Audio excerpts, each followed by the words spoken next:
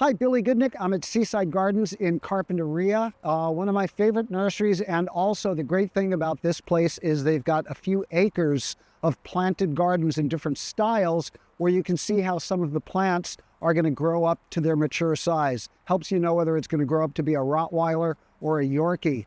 I'm going to take you through the garden, show you some of my favorite plants, explain how to use them, and put them in tidy little groups so you can understand how to use them in your own garden. Stay with me.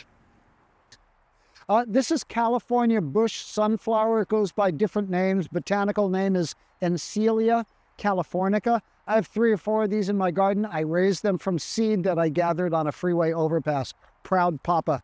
It's called a sub-shrub. It's basically woody down toward the core, but these outer growth is a little bit looser.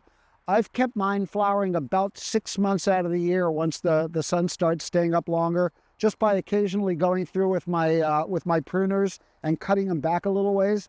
The birds love them. They'll come and feed on the seeds like a regular sunflower. They get a nice little seed head on them over time. It doesn't need a whole lot of water. In the summertime, same sort of thing as a lot of natives. Give them an occasional deep soak.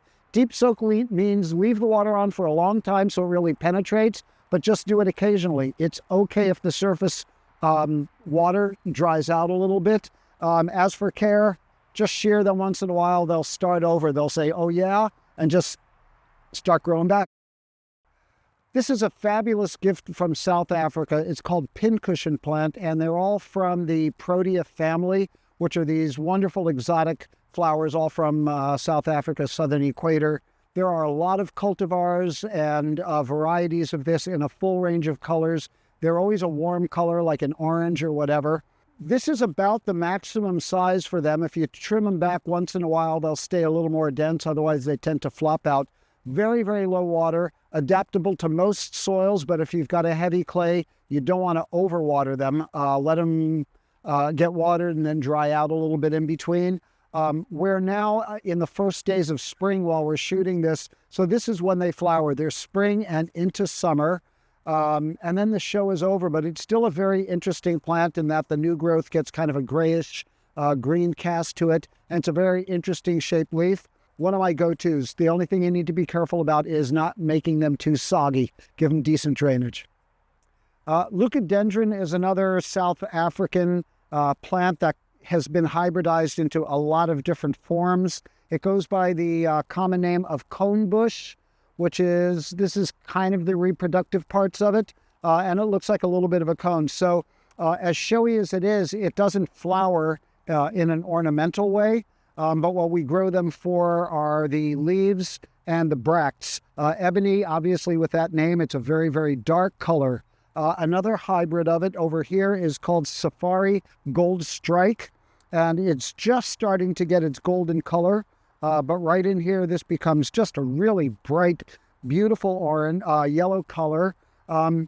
Tops off about 5-6 feet high and a little bit narrower. Natural growth pattern, as you can see, is very vertical and compact, so you can use them in smaller spaces. Another variety of it back here is called Jester, because they're kind of humorous looking. So you can get all different types of colors ranging from yellows to more red to a more blush color to the darker types of purples. They're all leucadendron. Look them up, visit a nursery, and you'll see all different types. Very low water. Again, summer dry is okay. Make sure they get a decent amount of water in the springtime when they're starting their new growth, and then you can cut way back. Occasional deep watering. In terms of pruning, they grow out from the center and they usually grow multiple spokes. So if you want a more tiered sort of look, you can let some of these grow to maturity and others cut at different levels, and you'll end up with a plant that's a little bit less uniform in terms of its overall architecture. The most common form of leucadendron we see around town in our gardens is Leucadendron Safari Sunset. Kind of burgundy colored at the top, a little greener down with little blushes of burgundy in it. The dark red stems are an extra bonus, and this is just what it does. Again, these are not flowers. These are the bracts that surround a cone that's inside that's kind of insignificant in terms of ornamental value. a great plant.